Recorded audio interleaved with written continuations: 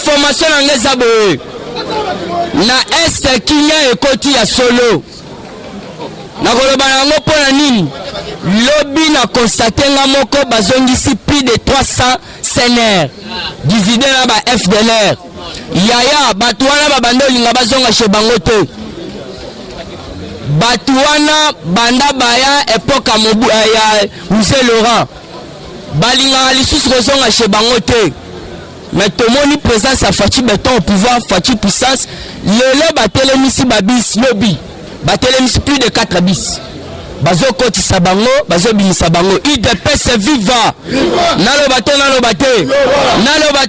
te nazwi information moko mpona armée oyo ekitina njili bapesi nga information boye basoda oyo bino bomoni Fachi ayebisi bango baya kosala brassage IDPS viva brassage c'est quoi bato baza na est bayebi armée wana omoni baaméricain bango nde baokende na est po Fachi bolanda ye bien alobaki ke azochange bagénéraux avant ya kochange nano bagénéraux yango omoni basoda wana mosusu baza déjà na est mpo basala brassage donc bazotrier baza na bapareil otie baempreinte elakisi oza congolais oleki kote bapesi carte oza congolais te bazongisi na Rwanda bazongisi voilà en terme de brassage yango wana omoni Fachi na minute oyo bomona ngo bajete eloko moni basoda bake kosala brassage et puis bitumbesili c'est-à-dire quoi Fachi alobaki boye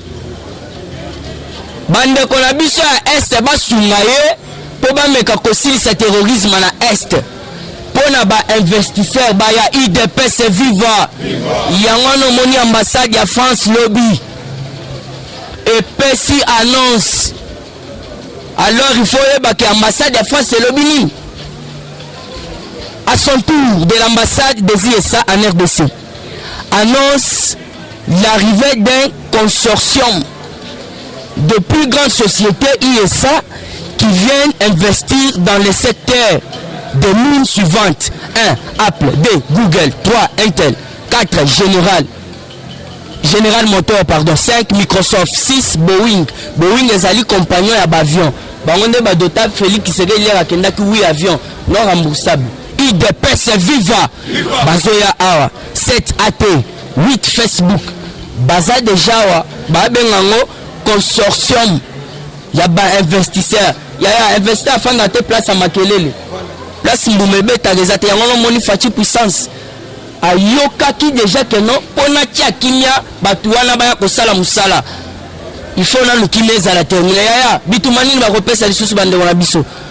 Est ndenga zawana baza doté. Yo mona wapi chef d'état-major. Voilà. Azotika otobengi bureau à éthique et bonga ke bunda bitumba. Mais c'est Fachi Beton. IDPS viva. Chef d'état-major mona wapi. Chef d'état-major atiki kiti atiki ba bureau. Facha lobi kende.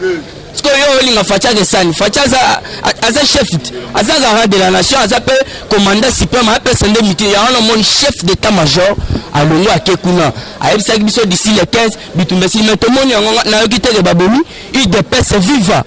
À part Jiwana ba malma ba sali ba dégâts. Ba kei ko attaquer va même MONUSCO.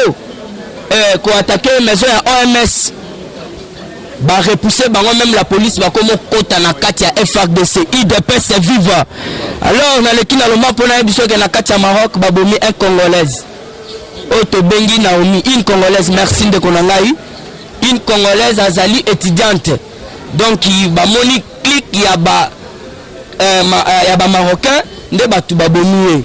Yango na bazo senga gouvernement congolais batala likambuya congolaise oyo babomi kuna na Maroc IDPS viva. Alors information sur ces abos Jean-Claude Katende azongiseli ngekasa lobi na yaki na lobaki mpona alaki na kanda na minute nga lisusu basangana na Fachi te pas ni autorité ni député ni nani pour ayebisi bango na kati assemblée que cher sénateur cher député il faut te résoudre makambo population. Quand le chef de l'État fait un message, pas question de débat. Mais tout le monde a bango kasa ba mi benda la mopanzi pour balo ba Oto bengi Claude Katenda répondre à eux. alobi yongo ekasa Jojo senga ba action au chef de l'état sali discours ya promesse mais ye moko alobi que 2020 eza année action eza année te ya koloba mais yongo ekasanje otiki nini na Mbujimai yongo ekasanje Jojo lukalelo action nini yo sala na Mbujimai ya wana na lobi ju wana ngo ekasanje amaele te ngo ekasanje aza diamantaire c'est un trésor ngana yebi très bien. Alors jamais à quoi intervaler la parole à chef de l'État. Chef de l'État Zamon a potaza diaspora.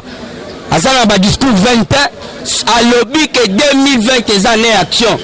Bon monité que Babiloko Zoya Bolande ngote ba conteneur ya ba vivre fait à Fati et Zoya eza déjà awa.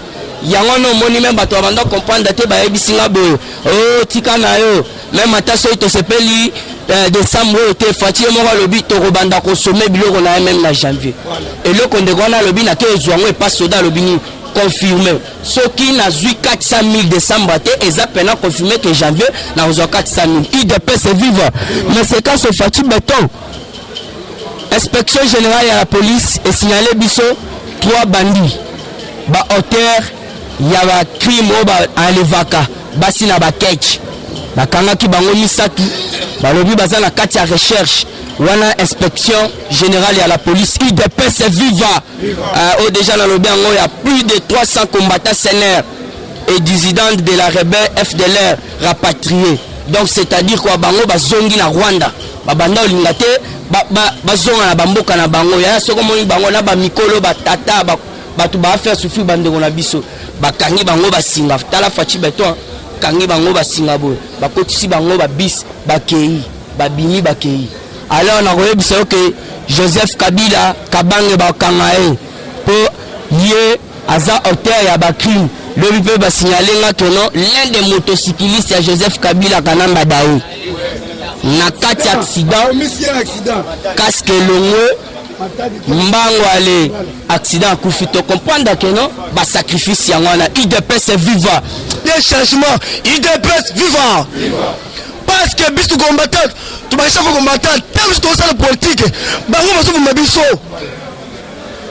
bisu to ça la politique baso mais les militaires combattants mais les lois bango nous va perdre mémoire à travers béton IDP vivant viva souhait délégation ya muka conduire comme par Mousito na maman F UD devant représenter mon soeur à Kinshasa que photo sur la dossier sécurité la Est na kete masolo deuxième point besoin beta il fallait bon convoquer dialogue il doit poursuivre il y a plus parole oui ce n'est pas à nous pour convoquer dialogue, il faut voir Seigneur, conseil de sécurité. IDP vivant. Deuxième point, pour le dialogue, la sécurité, l'opposition, le gouvernement, la société civile, tout sangana, tout c'est insécurité. IDP vivant.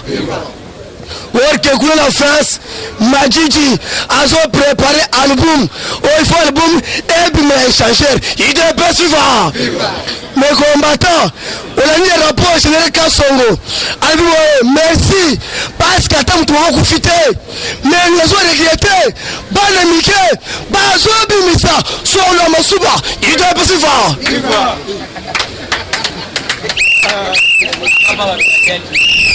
Chers combattants, politique est changée.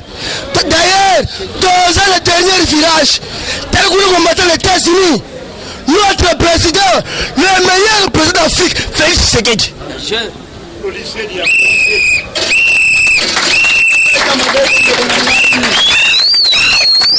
IDP vivant.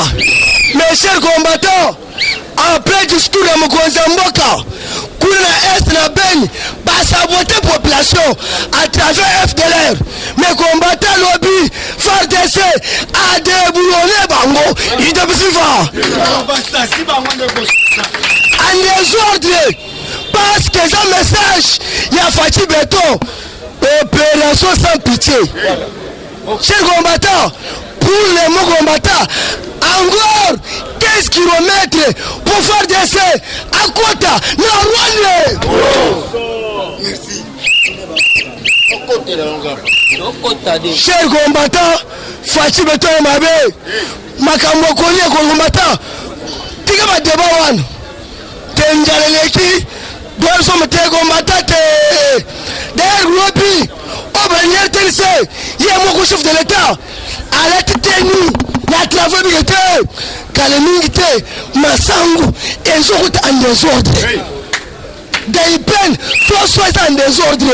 Combattant, pardon, comme la été, Bosniel Boulou, soit tout mouton, qui la toilette.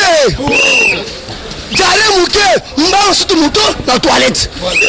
Il peut suivre. Parce que combattant, politique est changé. Malgré tout ça, elle est là. 37 ans, des combattants.